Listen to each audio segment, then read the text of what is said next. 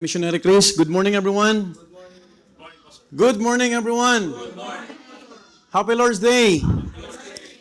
Mas malakas pa yung boses sa gaba. Ayan, you know what? We have reached once again the most important part of our service, and that is the preaching of the Word of God. And I hope and pray that we could all worship in spirit and in truth. So this time, tayo po ay tatayo muli. I invite you all to stand up, and we will be reading another passage. And this time, tayo po ay magbubukas from the book of Luke chapter 10. This is the continuation of what we have discussed last Sunday. And you know the title already, Go and Do Thou Likewise. Luke chapter 10, 25 down to 37. We'll be reading from verse 25 once again. And then when we reach verse 37, we will read all together. Can I hear amen? Amen. The Bible tells us in Luke chapter 10, verse 25, And behold, a certain lawyer stood up and tempted him, saying, Master, what shall I do to inherit eternal life?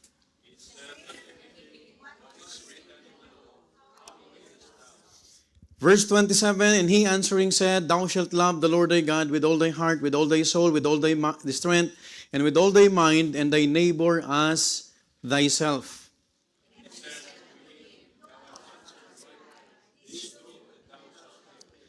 Verse 29, But he, willing to justify himself and unto Jesus, said unto Jesus, Who is my neighbor?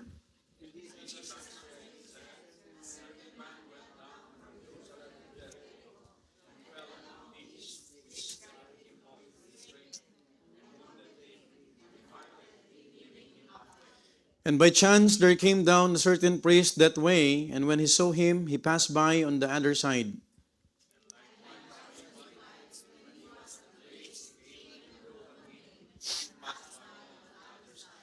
Verse 33, But a certain Samaritan, as he journeyed, came where he was, and when he saw him, he had compassion on him.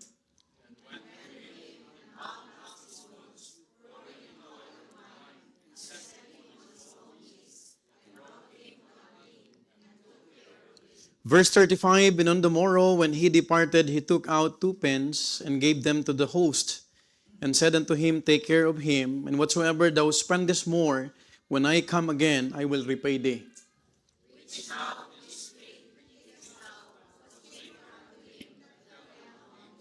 Verse 37, altogether now read.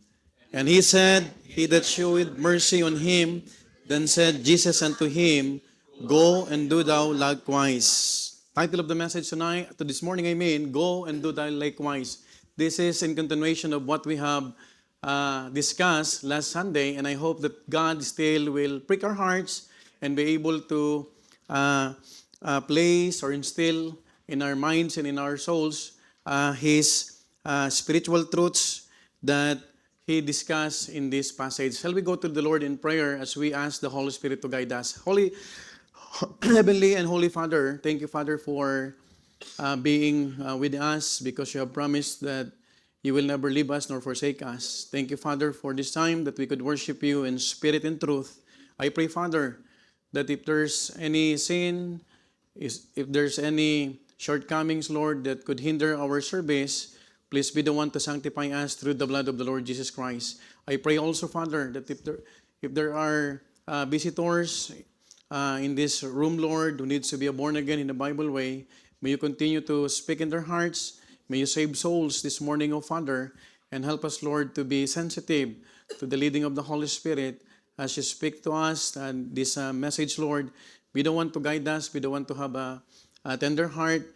And also, Lord, may you help the ABTech, Lord, to have the presence of mind, even the technical aspect of our live streaming, so that our brethren, our regular viewers, Lord, who are following, tuning with us, could be able to understand clearly the message that you have prepared for all of us. Thank you, Father.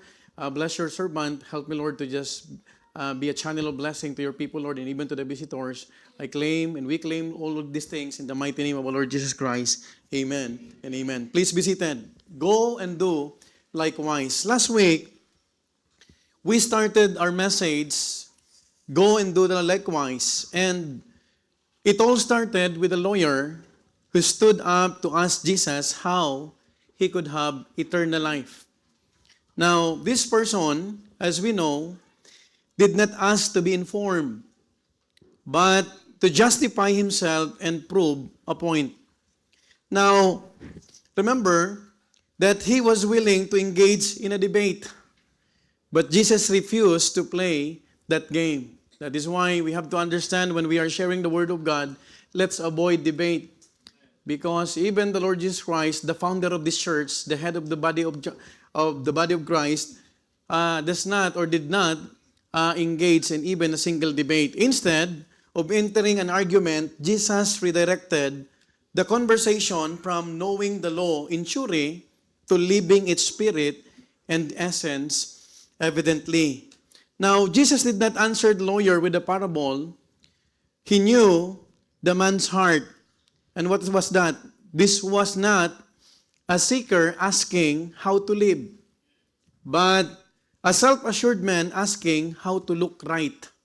Malaki po ang pagkakaiba ng pagtatanong ng how to live rightly or how to look right. Now, Jesus exposed the gap by telling the parable of the Good Samaritan. Take note that the Good Samaritan is a parable. Here, Jesus dismantled the lawyer's attempt at self-justification. You know what? We cannot justify ourselves before God. God knows everything.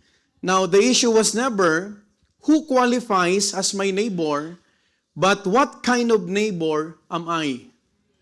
Now, today, we will continue on the message, go and do thou likewise. There are 4 things, no? We are done with first and the second. Let's talk about the confronting details behind go and do thou likewise. Number 1, we are done with this. Number 1, just a recap, conviction claim. Have you ever remember the things that we have discussed about conviction claim? Magkaiba po yung conviction claim sa conviction practice. Secondly, we discuss about convenience chosen. Folks, let me read once again Luke chapter 10, verse 30 to 32. Look at what the Bible says in Luke chapter 10, verse 30 to 32. It says, "And Jesus answering said, a certain man went down from Jerusalem to Jericho and fell among thieves." Look at this. "Which stripped him of his raiment and wounded him and departed, leaving him half dead." Verse 31. "And by chance there came down a certain priest," take note, a certain priest that way, "and when he saw him, he passed by on the other side." Verse 32. "And likewise a Levite, when he was at the place, came and looked on him and passed by on the other side." Now, we could understand that Jesus responded to the man's question with the parable of the Good Samaritan, because this lawyer was asking Jesus, who is my neighbor? And from that question, the Lord Jesus Christ answered a parable. And he spoke about the Good Samaritan who or where a man was robbed. He was mobbed and left half dead. Now, the priest passed by that road and saw the helpless man. Pinabayaan ng dalawa. Yung priest dumaan, yung Levite dumaan, but he passed him over. Now, the Levite also came and saw the needy man, but he also went the other way. So, madaling salita, kahit yung pare at sakristan, walang ginawa. Nilagpasan po lang nila. Now, this was Jesus' way of exposing that religion, take note, does not always equal to compassion. Folks, even if you are a member of a church, it doesn't mean that you will have compassion. Hindi po guarantee na ikaw ay membro ng isang religion, you will have compassion to other people. And also, we have to remember that position does not mean conviction. Because they were priests, they were Levites. They are part of the priesthood. Now, the priest and the Levite were religiously correct, ceremonially clean, and socially, take note, socially respected. But here's the problem. They were morally apathetic. Wala silang pakialam doon sa nangangailangan. Now, folks, their titles did not move their feet to help the man in need. Now, this is where we will continue when Jesus entered the Good Samaritan in the parable. So, ngayon, pag-aaralan po natin yung pangatlo at pang-apat dahil binanggit na ng Panginoon yung parable, when we say a parable, it's an earthly story with heavenly meaning. The confronting details behind go and thou likewise. Number 3, let's talk about the courageous compassion. Let's talk about the courageous compassion. From verse 33 down to verse 35, again, for the clarification mga kapatid, this is a parable, sabi ng Bible, but a certain Samaritan, as he journeyed, came where he was, and when he saw him, he had what? Compassion on him. Verse 34, and went to him, I want you to notice this phrase, and bound up his wounds, pouring in oil and wine, and set him, take note about this phrase, on his own beast, and brought him to an inn, and took care of him. Now, before we discuss his good deeds, let us first discuss what a Samaritan was. Last Sunday, we talked about who is the priest or who is the Levite. This time, pag-usapan natin, sino ba yung mga Samaritan? Now, folks, Samaritans were mixed people, descended from Jews who intermarried with Gentiles after the Assyrian captivity. You know what? One of the worst group of people who conquered Jews or the Israelites were the Assyrians. Sila yung mga sadista. Now, itong mga Samaritan na to, sila yung bunga ng pag-aasawa ng Assyrian tsaka ng mga Hudyo. Because nung nakonquer ang Israel, may mga bihag. Hindi lang nila binihag, inasawa nila. Now, take note, Samaritans were a mixed people dahil nag-asawa sila ng Assyrian. So, ang naging bunga ay, yung tawag sa kanila ay Samaritans. Now, because of this, they were viewed by the Jews as religiously corrupt and ethnically compromised.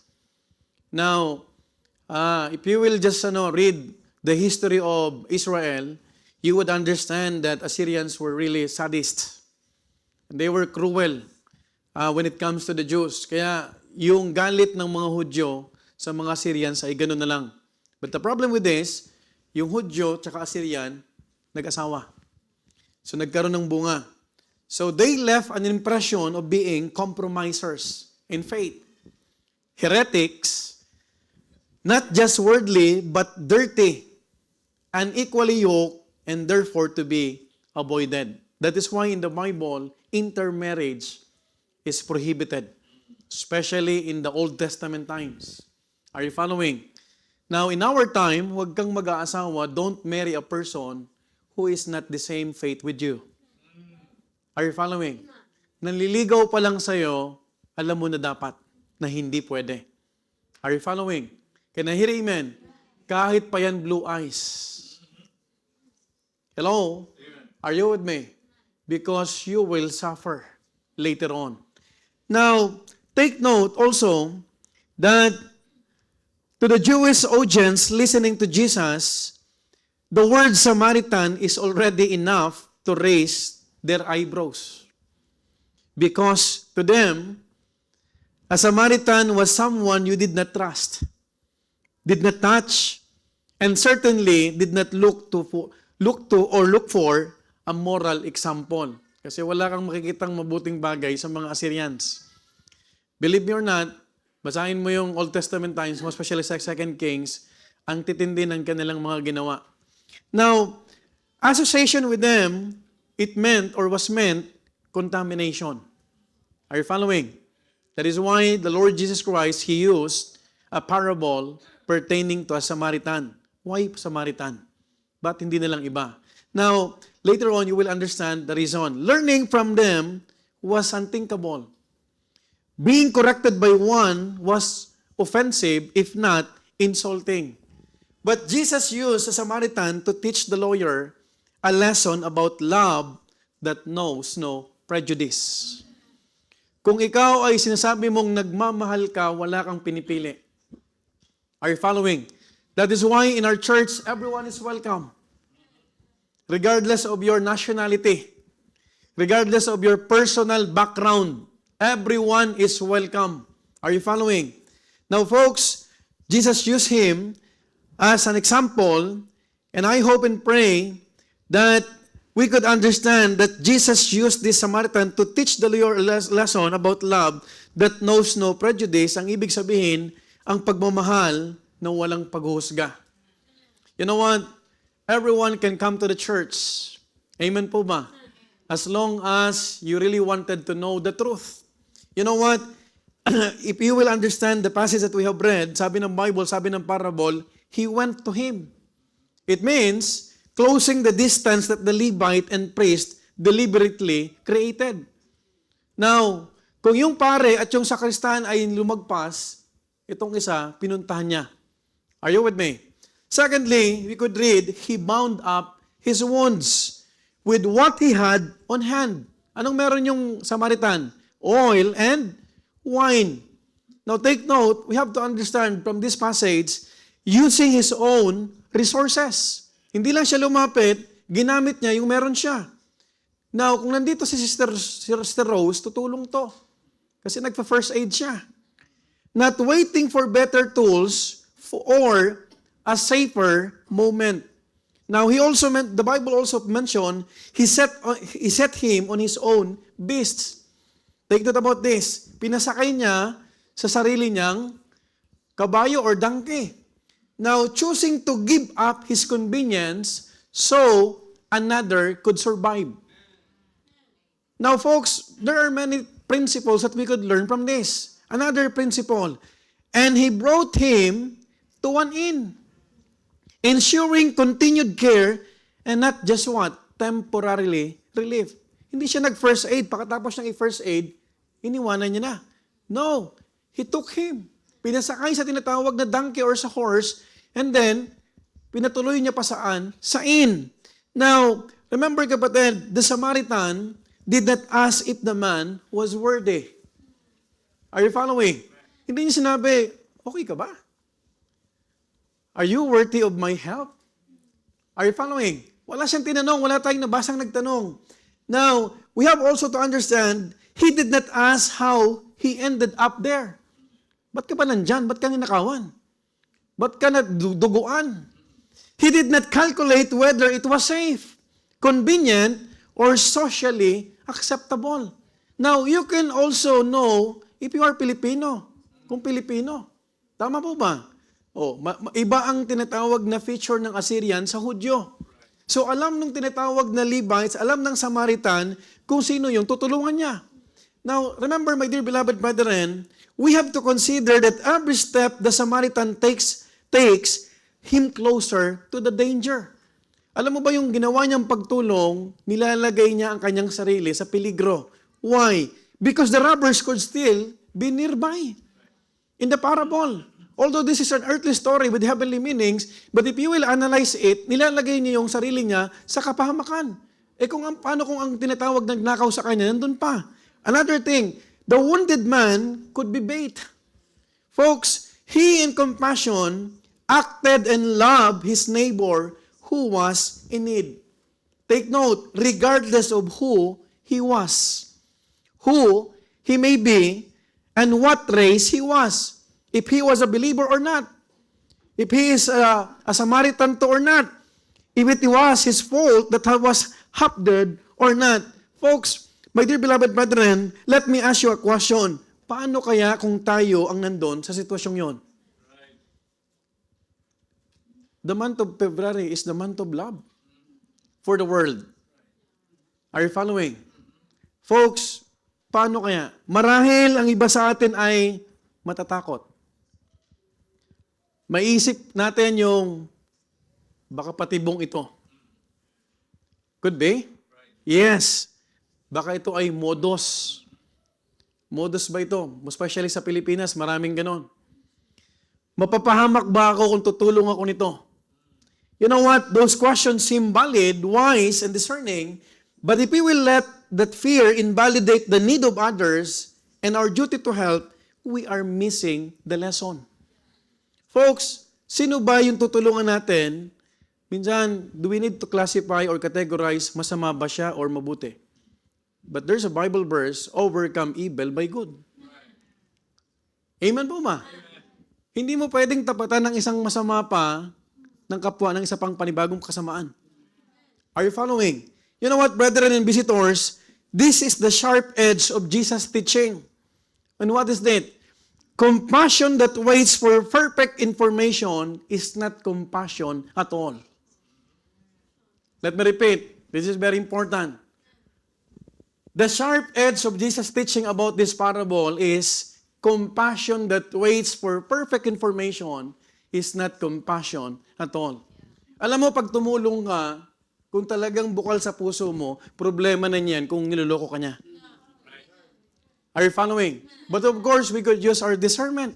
Pero nakita kapatid ng Samaritan, nag-aagaw buhay. Halos mamatay yung tinatawag na taong yon. You know what? God did not weigh our worthiness if we will just remember how the Lord found us. God did not weigh our worthiness before He took us out from the miry clay. Hindi tinignan ng Panginoon. When we were in the world before, hindi tinignan ng Panginoon, karapat dapat ba itong maligtas? Hindi sinabi ng Panginoon sa atin, karapat dapat ka bang patawarin ko? Karapat dapat iabot ko yung kamay ko na ikaw ay mapupunta dapat sa impyerno? God, the Lord Jesus Christ did not do that. He did not categorize us na tayo ay masama, super sama, o medyo masama, or kunting sama lang. Pero lahat ng tao inabot ng Panginoon. Folks, that is the reason why the Bible tells us for God so loved the world, that He gave His only begotten Son, that whosoever believeth in Him should not perish, but have everlasting life. Let me remind you, ang maliit na kasalanan o malaki, pare-parehas tayong makasalanan. And I hope that we will be reminded about what God did for us. You know what, folks? The basis of salvation was the goodness of God, not the worthiness of men. You know what? We need to understand, we need to remind ourselves. We need to reflect from this. Because nakita natin ang Panginoon, kapatid, nung siya ay nasa earthly ministry in Matthew 9 verse 36. I would like to invite you all to read with me Matthew 9 verse 36. Sabi ng Bible, but when He saw the multitudes, He was moved with what? Compassion on them. Take note, because they fainted, anong tinignan ng Panginoon? They fainted and were scattered abroad as sheep having no shepherd. Hindi tinignan ng Panginoon. Sino dyan ang masyadong maraming kasalanan? Sino dito ang ngayon ay, ang buhay pa rin ay konti na lang ang kasalanan? You know what? When He saw the multitudes, the Bible says He was moved with compassion. Let me remind you, we're talking about the parable here. We're done with the priest, we're done with the Levite. Ano ang nararamdaman mo habang may nakikitang tao na kailangan mong bahagian ng salita ng Diyos? Are you following? Are you with me? Now, sino po sa atin ang nakakaalala na tayo ay niligtas ng Panginoon kahit tayo ay nagkakasala at nakagawa ng kasalanan? Do you remember Romans 5:8? That is your memory verse. But God proved or commended His love toward us. Can the ABTEC could flash that? Ang sabi ng Bible, while we were yet sinners, Christ died for us. Sino ang walang kasalanan? So who are we not to extend our help? Not to feel the compassion? Amen po ba? Are you following? You know what, folks, my dear beloved brethren? This is what the Good Samaritan exhibited. His help was on the basis of his compassion, not on the background of the person who needs help. You know what? Our scripture text says in verse 35, and on the morrow, when he departed, he took out 2 pence and gave them to the host and said unto him, take care of him. And whatsoever thou spendest more, when I come again, I will repay thee. You know what? The Samaritan did not just help one time, but he extended it for as long as help was needed. That is why pag tumulong ka sa tao mo, especially kung gusto mo siyang tulungan, spiritually makabangon siya, hindi lang to isang beses. Right. Hindi lang nagtatapos sa pag-share ng gospel. You know what we need to understand? He paid for the wounded man's accommodation. Not merely for one night, but in advance. And He pledged to cover whatever more would be required. You know what? Makikita din natin dito, He even charged the innkeeper to what? To take care of the wounded man. Now listen to this. The Samaritan did not say, do what you can do. But he said, take care of him. Magkaiba ang do what you can do sa take care of him. Because when care is around, is present, you will do everything. Are you following? You know what? Ang gandang balikan because minsan, mga kapatid ko, church, we have to be reminded about this parable because we need to fully understand paano tayo tinulungan ng Panginoon. Amen po ba? Let us not forget that the context of this, He is asking how he could inherit eternal life. Folks, church, allow me to ask another question about compassion. Do you see how far can real compassion go? It is not by giving the bare minimum. It exceeds over and beyond what we were expected to do. That is why the Samaritan did not say, I've done my part. He said, I will return.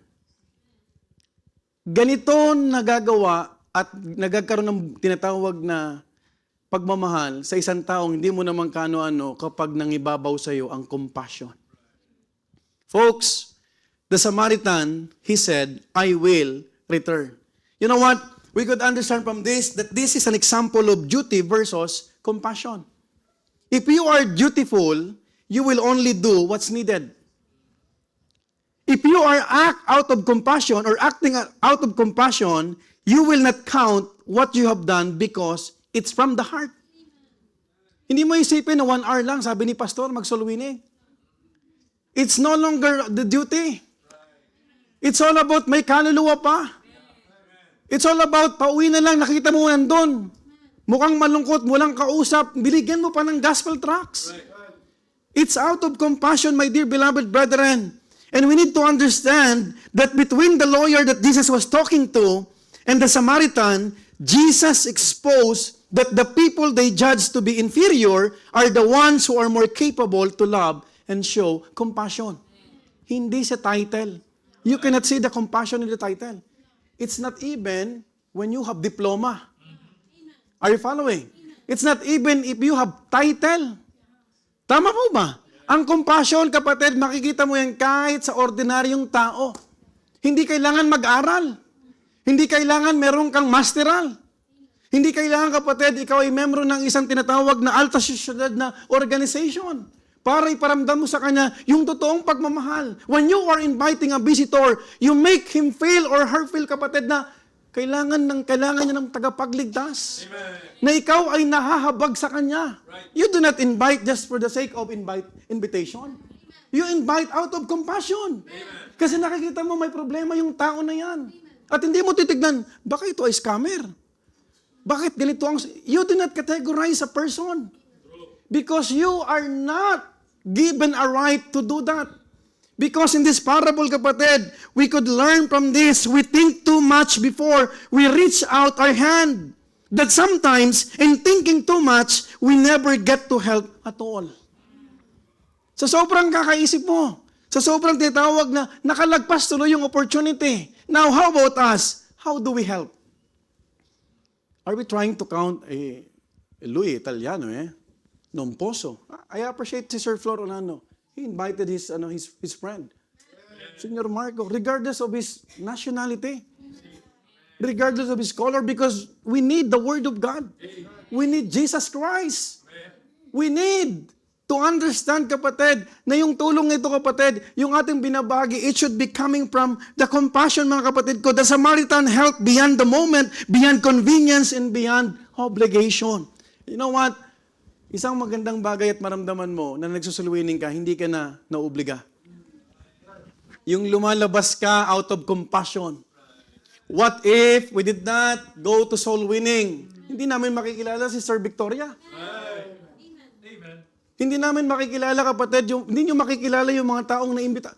hindi makakilala ni Sister Leone si Sister Ching. Tama po ba?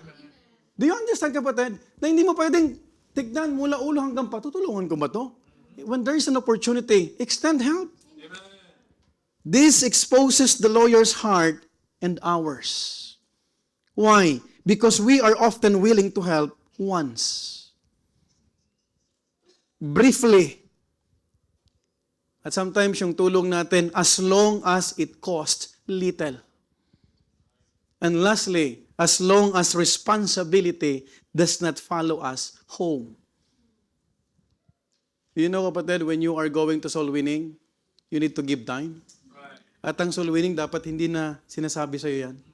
Dapat kusa mo yan kung totoong Kristyano ka. Are you following? Remember what Brother Art said? That's true. Kaya magkasama kami ito sa Sabado eh. Tapos na yung pintura. Kasi maraming tao, kapatid, na walang direksyon ng buhay. Oh, thank God, even Brother Justin, the son of Brother John, he's joining us right now. But at this young age, nakita niya, mahalaga pala, pastor, ang church.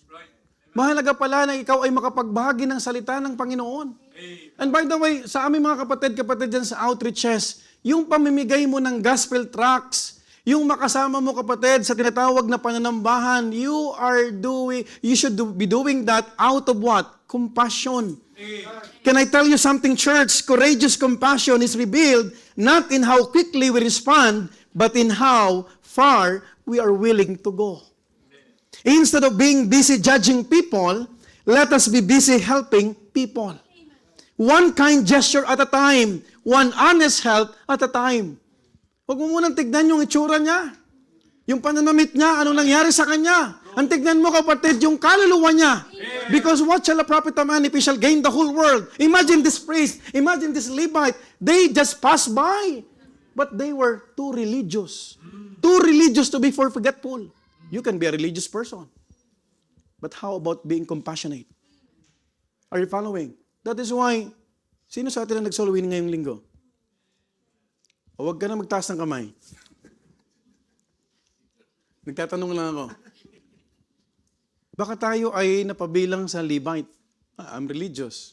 And then when you pass by, may gagawin ako. Hello. By the way, soul winning is not for the pastor only. It's for everyone. Kasi kung ako lang ang nag-soul winning, hindi tayo dadaming ganito. Tama, Brother Ray? May bago akong soul winning partner Sabado. Nire-recruit ko to eh. Are you following? Who knows, one day, Sister Victoria will also sing in our choir later on. You know what? Jesus does not commend the Samaritan for sympathy, but for the action that he showed. To sympathize someone is good, but to extend and help, it's another thing.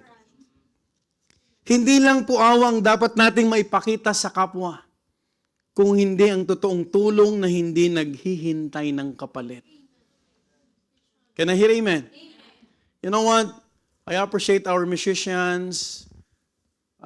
They reported during the hospice ministry. We're doing the hospice ministry every Saturday. And I'm encouraging you to join. Yung mga terminal patient, habang nag-play, makikita mo nagpapatakan yung luha nila. Hello? And most of them, pag kinausap mo, gusto nilang pumunta sa church, but they cannot. Ewan ko ba sa mga tao? Pag may sakit na, doon lang gustong pumunta. Pero aantayin mo bang may sakit ka muna bago ka mag-desire pumunta? Are you following? Are you with me? Now, I've mentioned this. Ano ang pwede nating makuha sa mga tao na yon? In fact, some of our musicians are sacrificing. Right? Do you know, playing violin, gitara ni si Sir Mirna, yung mga boses sa pinapagamit, hindi madali. Tama? Si Sir Monet nga at Sir Pearl, nag-practice siya ng isang buwan. Hello? Now, listen, don't be too busy to love. And don't choose people to love. Hindi pinipili. Sino bang mamahalin ko sa church? Dapat mahal natin lahat. Amen po ba? Hindi mo pwede sabihin, ito mukhang mabait ito. Mukhang fresh kasi galing sa Pilipinas sa kapagpahinga. Ito mukhang in love pa rin kay Mamita. Hindi mo pwedeng sabihin, kapatid, sino ang gusto mong mahalin? We are brethren. Now, this is a parable, but we have to reflect from it. Now, sino ba tayo doon? Are we the kind of Samaritan? Or are we the kind of religious people? Don't come to the church religiously. Amen po ba? Sayang ang punta mo dito. Tama? Pero kapatid, pag nakitaan tayo ng totoong pagmamahal, kung ang Samaritano ay tumutulong sa isang tao, hindi niya kakilala, paano pa kaya tayo sa mga kakilala natin? Sa kapamilya, sa kapatid sa iglesia, sa taong inilagay ng Diyos mismo sa ating landas. Imagine kapatid, we were in Cadorna, but because of the bridal shower of Sister Jelaine, praise God, dahil may ikakasal tayong young people. Sunod na kasal, si Sister Nova, ipapasarado natin ang metro. Pero si Chichi muna daw.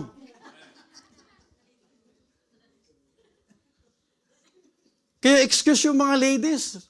Pastor, paano yan? Nagba-bridal shower kami rito. Alam nga That's why nagkaroon ng redirection. Napunta kami sa Famagusta. And we shared a lot of people, thank God, because we passed out tracts. And then there were, sometimes you will be discouraged because people are just taking it for granted. But here's one person. Her name is Victoria. She was really crying. And she truly understands that religion cannot save her soul. Walang maliligtas sa religion. By the way, even if you will become a part of this church cannot help you to go to heaven unless you will have a genuine relationship with the Lord Jesus Christ. Folks, that is the reason why we are inviting people. Sometimes, the sad thing is this, when we choose not to help, we still find the time to judge and even to gossip. Huwag natin share natin yun kasi nag-addict yun. Paano? Malay mo, puyat lang. Sometimes nakita lang natin, kapatid. Alam mo, you have to remember the time that Jesus Christ saved us. Ano itsura natin? Di ba tayo galing din lahat sa kasalanan? Kamunduhan? Right? Tama po ba?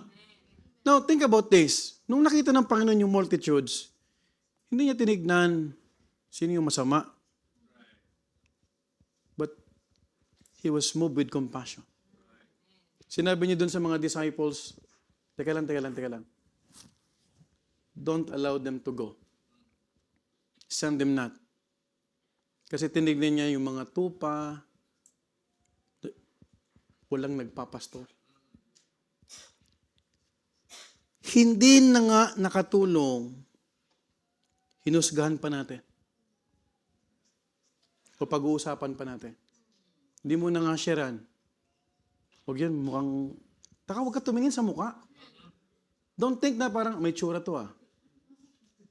Pag maganda ba, pag gwapo, lalapitan mo. Tama? O, pagpasok ni Brother Christopher dito kanina, bagong gupit, piolo. Paano?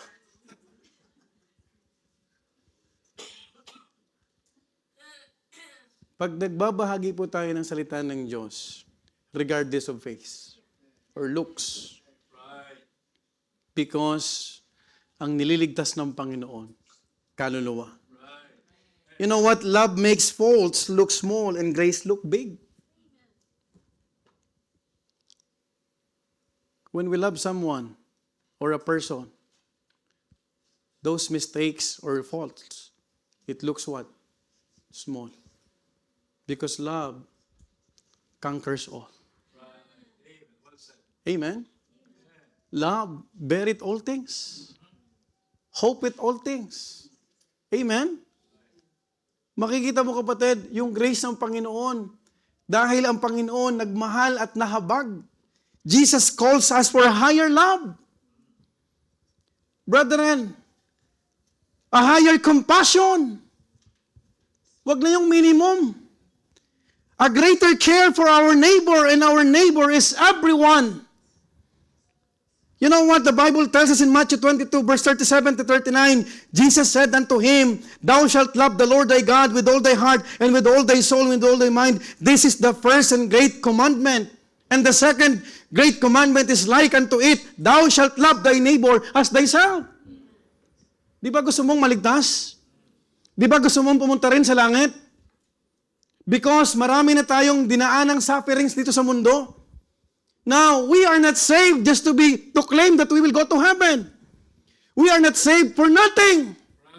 We are saved, kapatid, for a purpose. And that purpose is to share the same love that God bestowed upon us. Amen. Kung hindi natin ipinapakita yan, kapatid, hindi natin yan ibabahagi sa iba, kapatid, anong klaseng pagmamahal ang tinanggap mo kay Kristo Jesus? Because I'm pretty sure, yung pagmamahal na tinanggap natin dapat, kapatid, ay yung pagmamahal na nagkakaroon tayo ng tinatawag na puso. Teka lang, yung tao na to, mapupunta to sa impyerno. Hindi mo na iniisip na napapagod ka. Hindi mo na iniisip, kapatid, na may lamig pala sa labas. Because ang iniisip mo, paano kapag hindi ko nabahagian yan? Because you will never see her or see him anymore. Sino sa ating kapatid ang magsasabi na yung mga nadaanan nating kapatid na tao, makikita mo pa sa following? You cannot say that. We're passing out the unpromised tomorrow. But do you really understand the meaning of the unpromised tomorrow? Right? That is why, you know what, kapatid? I don't need to check your soul-winning track. Hindi na kailangan. Why? Kasi kung ang compassion ng hingibabaw, kapatid, wala ako dito kung walang nag-abot sa akin. By the way, the one who soul win me is not a pastor. An ordinary member. Are you following? Kung iniisip natin, kapatid, ang soul winning ay sa mga preacher in charge lang yan, sa mga preacher lang yan, sa pastor lang yan, you are wrong. Meron kang problema. Because soul winning is for everyone. And we cannot categorize anong klaseng tao yan. That is why in our church, everyone is welcome. Tama po ba? Gusto nating matulungan. The confronting details behind go and do, thou likewise, number 1, conviction claim, number 2, convenience chosen, courageous compassion, and lastly, confronting conclusion. Let's read from verse 36 to 37. Ang sabi ng Bible, which now of these three thinkest thou? Was neighbor unto him that fell among the thieves? And he said, he that showeth mercy on him. Then said Jesus unto him, go and do thou likewise. Folks, when Jesus was finished with the parable, he returned to the lawyer who asked him personally. In verse 36, sinabi ng Panginoon, binalikan niya yung lawyer, which now of these three thinkest thou was neighbor unto him that fell among the thieves? Now listen, the lawyer who tested Jesus is now personally addressed. The man who attempted to justify himself was now put to his place. Alam mo ba, hindi ka pwede makatakas sa Panginoon? Pwede ka makatakas sa tao, pero sa Panginoon hindi. Kasi ang Panginoon, all-knowing. Mako-corner ka. You know what? He asked, who among the three, the Levite, the priest, and the Samaritan, was a neighbor to the needy person? Di ba nagtanong, who is my neighbor? And it is to justify. Ngayon, binili ka ng Panginoon. Sino sa tatlo? Sino sa tatlo ang totoong neighbor? You know what? Jesus did not ask who should be loved. He asked who acted like a neighbor. Sa kanya pa sinagot, kapatid, ang tanong nung una, who is my neighbor? That is why you don't need to be engaged in debate. Kapag nakikipag-usap, hindi mo kailangan makipag-away. It's useless to prove your point to someone self-righteous. Right? Alam mo, kaysa makipag-usap ka sa taong self-righteous, punta ka na lang dun sa willing makinig. Huwag mong ubusin ang oras mo kasi maraming tao pa ang nangangailangan. Now, what will be the benefit if you will prove your point? And then you will lose your relationship with her. Tama? Kaya sabi ko, pumunta po kami rito hindi para makipagdebate. There was an INC who would like to debate. But I discern ang gusto niya lang ay, alam mo yun, palitan. Now, many times, I'm telling you, walang nasasave sa debate. Tama? Alam mo bang debate? That's carnality. Maraming taong believe dun sa yumaong magaling sa debate. Pero, ilan ba ang naligtas? Hello? Are you following? Pag nakipagdebate ka ba sa mahal mo sa buhay na wala pang liwanag, maliligtas yan. Mayayabangan lang sa'yo. Right? Why don't you show your love? Amen? Why don't you show your care? Now, notice this carefully. The lawyer could not even say the word Samaritan. Because, in our text, nung tinanong ng Panginoon, who is thy neighbor? Look at what the Bible says. Tinan mo po rito, kapatid. In verse 36 and 37, sabi ng Bible, which now of these three thinkest thou was neighbor unto him that fell among the thieves? Verse 37, look at the reply. And he said, he that showed mercy on him. Hindi sinabi ng lawyer, that Samaritan. Now, remember, the lawyer could not even say the word Samaritan because he reduced him to a description. He that showed mercy on him as if he was just answering a theory. Why? Because admitting the Samaritan by name would mean admitting that the outsider obeyed God better than the religious insider. Are you with me? Now, di ba sabi mo, you are a member of a church? Insider ka. Tama? Now, sabi nung Samaritan, sabi nung lawyer, yung nagpakita ng habag, ingat na ingat siyang sabing Samaritan. And remember, he's a lawyer. He is trained to what? To justify. Alam mo, you have to discern. Don't waste time for a person na magaling magpalusot. Hello? Okay. If that is your point, well, so then every one of us shall give an account. Amen? Ang amin lang po dito ay magbigay ng good news. Kung ayaw niyo po, wala po akong magagawa. Then move to the next person. Amen po ba? Hindi yung, teka, pagtulungan natin yon. Debatehin natin. Kapatid, walang masasave dyan. Now, look at this, kapatid. At that moment, the lawyer's questions collapsed. His attempt to limit love failed. Kasi nagtanong siya, who is my neighbor? His definition of righteousness was exposed. It is as if he was forced to concede without even starting the debate he wanted. And by the way, Jesus ended the conversation with a simple and straightforward command. Go and do thou likewise.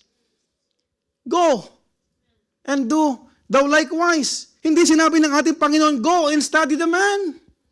Hindi rin sinabi ng Diyos, go and try harder. Kundi ang sinabi niya, go and do thou likewise. Humayo ka at gawin mo ang kagaya ng ginagawa ng Samaritano. Minsan, you cannot blame Jesus why he used parable. Just to illustrate or explain.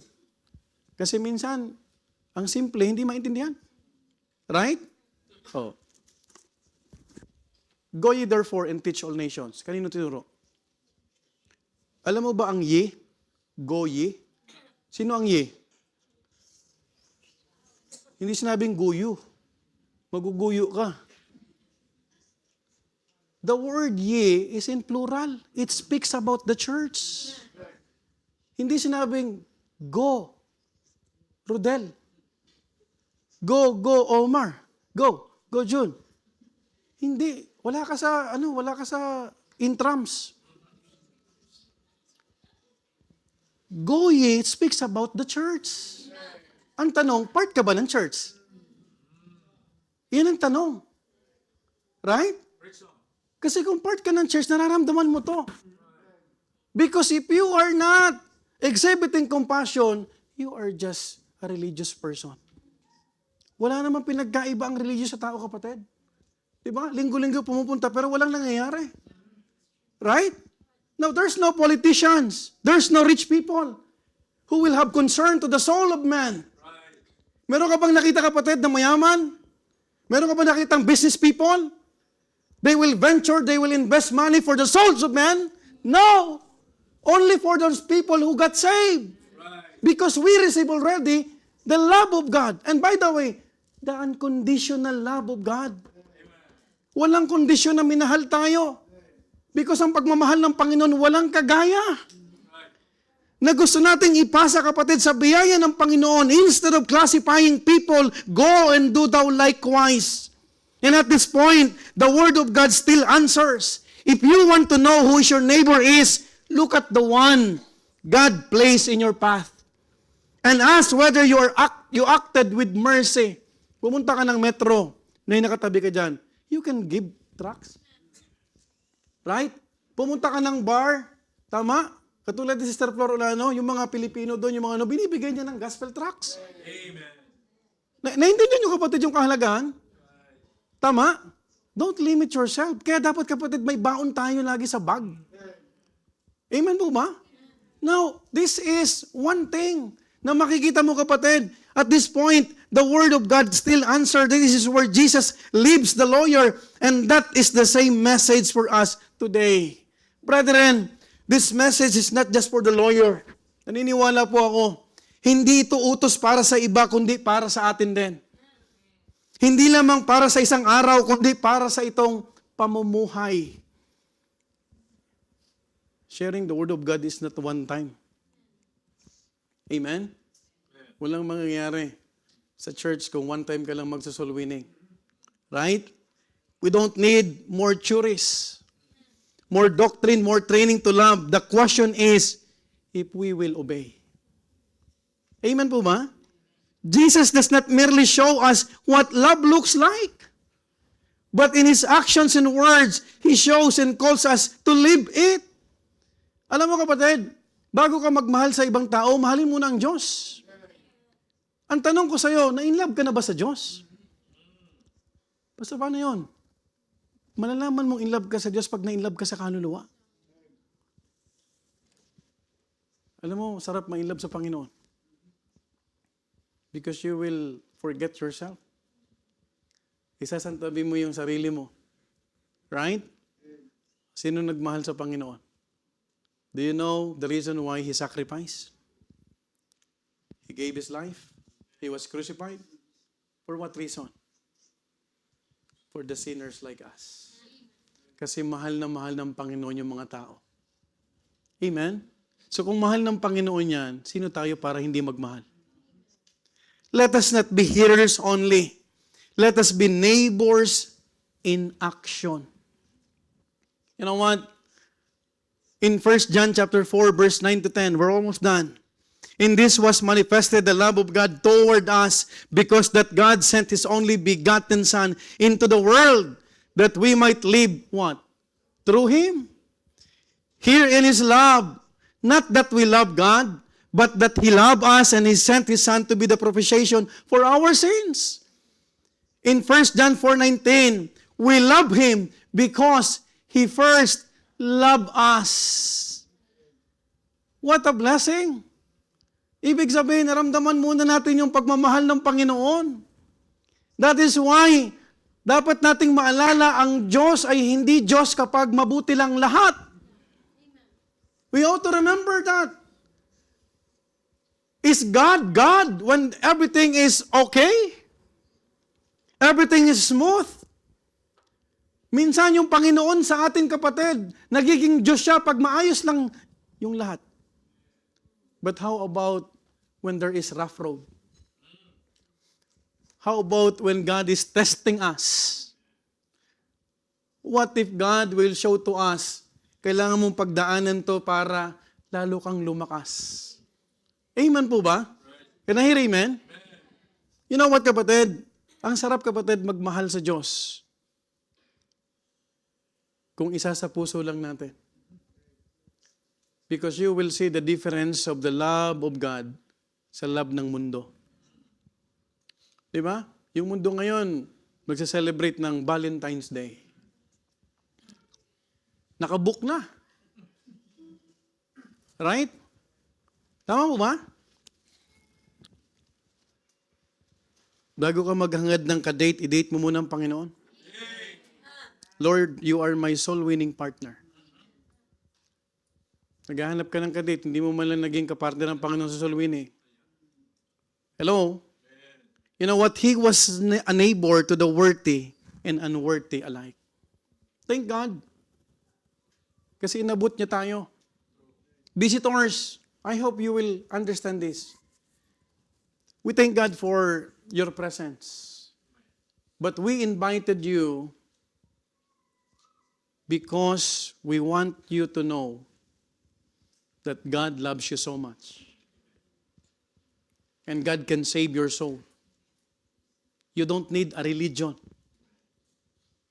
We are not telling you to change your religion or belief because we don't need religion, we need relationship.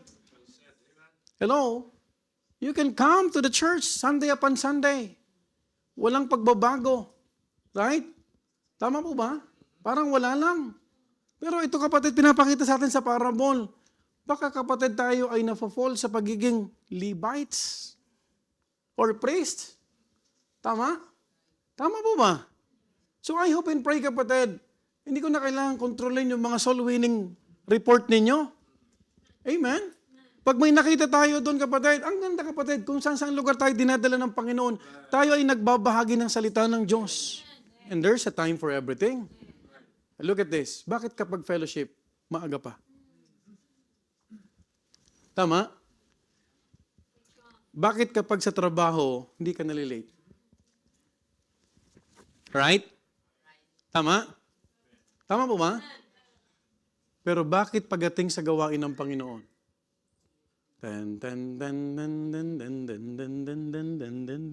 Tik-tak, tik-tak. Bakit? It speaks about your love. Amen? Amen po ba? Now let us go and do likewise. Amen po ba? This is a reminder for all of us. Because dumating sa point ng lawyer na nakita niya yung sarili niya. But the problem with this lawyer is a self-righteous person. Hello? Are you following? Mahirap mawin ang isang self-righteous. Mas mabilis bahagian yung taong nagsasabing, parang hindi ako dyan karapat-dapat. Are you following? Because if you share the Word of God, you would understand. Makikita mo na lang pumapatak ang luha niya because naunawaan niya ang grace ng Panginoon. Amen? Ngayon tinanggap natin yung grace ng Panginoon. How do we love our neighbor? I love you, Marco, in the Lord. I'm not a gay, ha? I love you in the Lord. We love your soul. Seriously. Sister Victoria, Brother Ray, yung mga bisita po namin online. This is the reason why we keep on preaching about the Word of God. Because sa hospice, sa online, sa birthday, sa funeral, hindi nawawala ang gospel. Right? Amen? And I appreciate yung growth ng church. Imagine, Sister Virginia can now discern what is a sound church. Kasi hindi lahat ng church sound. Right? Tama po ba? Kaso lang, dinamay pa ako kung kay Pastor, counseling na yan. Buti lang, di tayo naka-online.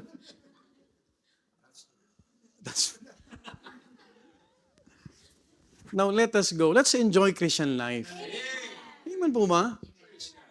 Huwag na nating pahirapan yung mga, sangkasis. Punta tayo. Ngayon, kung napipilitan ka, huwag na lang.